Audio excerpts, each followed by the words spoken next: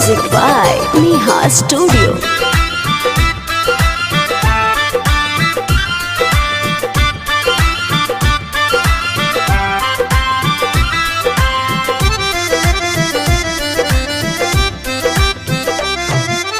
अरवल जिला पढ़ली गरनिया नहीं लगलौगे नौकरिया।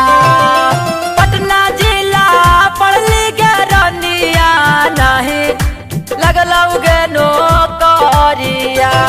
जहानाबाद पढ़ली गरनिया लागी गेलौगे नौकरिया। आरा जिला पढ़ली गरनिया लागी गेलौगे नौकरिया।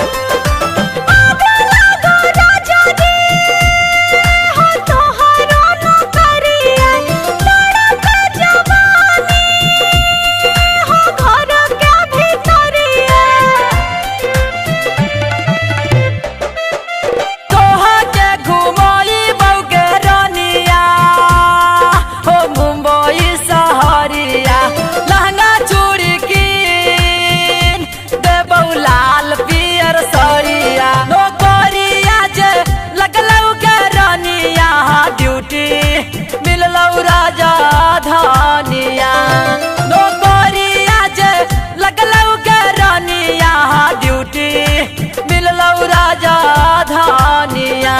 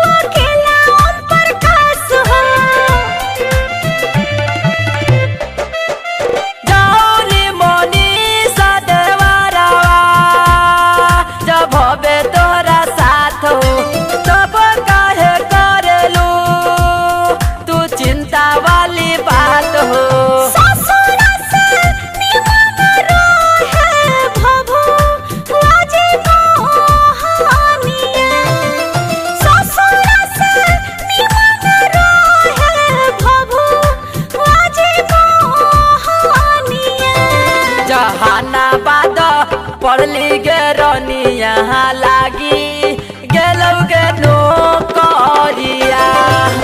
आरा जिला पढ़ली गरनिया लागी गेलौगे नौकरिया। अरवल जिला पढ़ली गरनिया नहीं लगलौगे नौकरिया।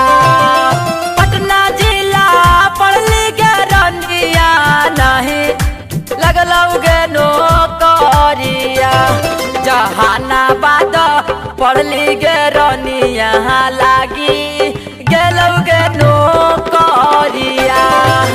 आरा जिला पढ़ली